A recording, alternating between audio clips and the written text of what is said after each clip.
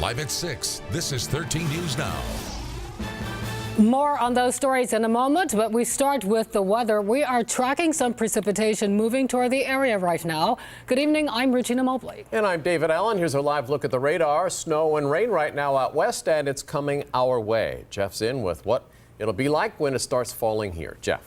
Well, it'll be cool and wet. It'll be not white. Wet when it starts falling here. Now, when it ends, that's a different story. Right now, we have fallen. We were 61 last hour. Now we're down to 57. Still a brisk wind. It was at 20. Now it's at south-southwesterly at 15. And the barometric pressure is still falling with that front moving toward us. So the big news as we go through tonight, temperatures stay mild to start. And our high temperature right there, 52.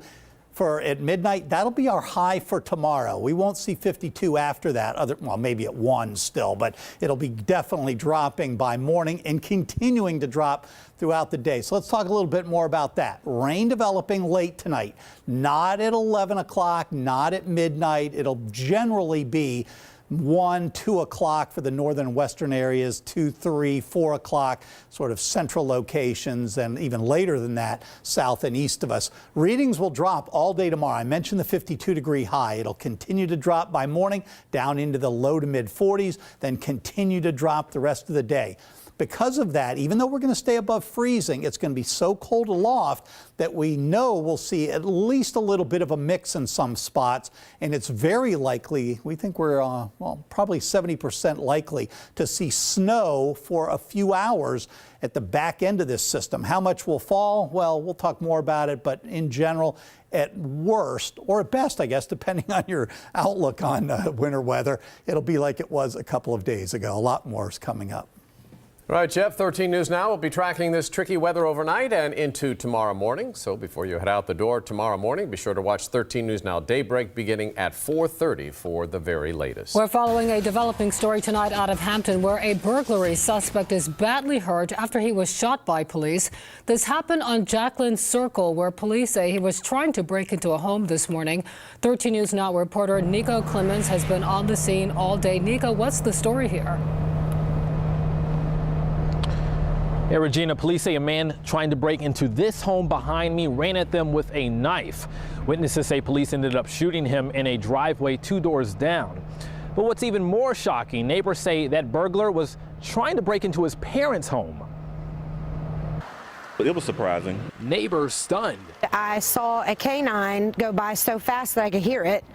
And then after that, it was phew, phew, phew, phew. And then about, I don't know, 30 detective cars right behind it, like they were coming in for a funeral. Eric Phillips woke up to the sound of bullets Thursday morning. Probably like pow, pow, pow, pow, pow. Phillips quickly called 911. He peeked out his window and saw police already outside. That kind of thing doesn't happen over here. Hampton police say a man tried to break into a home on Jacqueline Circle. The home? Phillips' next-door neighbors. We speak all the time. When officers got to the home, they saw the man outside. Police say he ran towards them with a knife. That's when officers shot him several times. Shaking, calling my mom, calling my husband, saying, I don't know what's going on, but there's something seriously going on. Police say the people who live at the home know who the burglar is. Phillips recognized the man instantly as his neighbor's son. I know that the son, he takes medications, and from what I understand, he hadn't been taking them. Phillips is a bit uneasy tonight. He just hopes his neighbor's son pulls through. It was disturbing. Yeah, it was a little disturbing. And that man is in the hospital. Police say he was treated for life-threatening injuries and his condition is serious. The officers involved, they're on paid administrative leave pending the criminal and internal investigations. Live in Hampton, I'm Nico Clemens, 13 News Now. Developing now in Norfolk, we're learning more about the man who was found dead inside a home on West Little Creek Road late last night. Police say he's 46-year-old Clifford Duty III. And they're calling this case a homicide. 13 News Now reporter Allie Weatherton joins us live in Norfolk tonight with more. Allie? David, this man was more than a neighbor. He was a friend to many of the people in this community. And he lived in this White House behind me for about 10 years. Neighbors say they're just heartbroken. He was a good guy. He would play with his kid a lot out here. Neighbors say the 46-year-old father went by the name Trey. He would cut the grass, he would pick up litter that he found. They say he was a man who loved his son and loved his dog.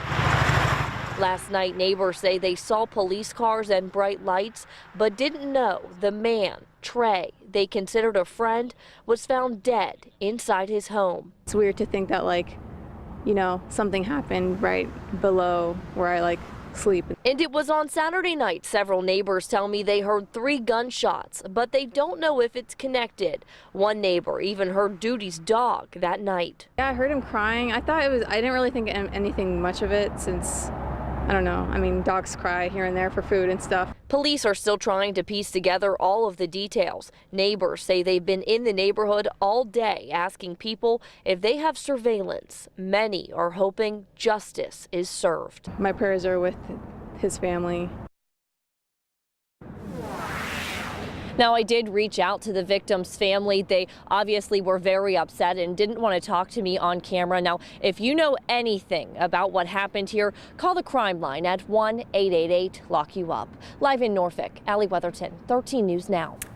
Thanks, Allie. We will stay on that story. Now, we have new information tonight about why state police shut down part of I-64. This was the scene early this morning. Newport News police say it started as a robbery at the Tiny Giant on J. Clyde Morris Boulevard last night. State police had to close the highway to search for evidence. We're told a witness saw the robbery and followed the suspect's car. When they saw someone inside open fire, Hampton police briefly chased the car but lost sight of it. Newport News police found it shortly after and took a 15-year-old into custody. Tonight, Virginia Attorney General Mark Herring is threatening legal action to keep offshore drilling from being allowed off the Commonwealth's coast. He sent a letter to the Secretary of the Interior today asking him to stop the Trump administration's plan to drill for oil in the Atlantic. Herring says drilling poses an unacceptable risk to the economy and the environment in places like Hampton Roads. Florida is exempt from the plan. Virginia leaders have been pushing for the same exemption to be made here. If you're looking for help paying the tolls on the Midtown or downtown tunnels, time is running out to apply for a VDOT relief program. The deadline is February 15th. That is just 2 weeks away. To be eligible for partial refunds on the tolls, you have to make less than $30,000 a year, live in Norfolk or Portsmouth, and use the tunnels on a regular basis. You have to apply in person at an Easy Pass customer service center.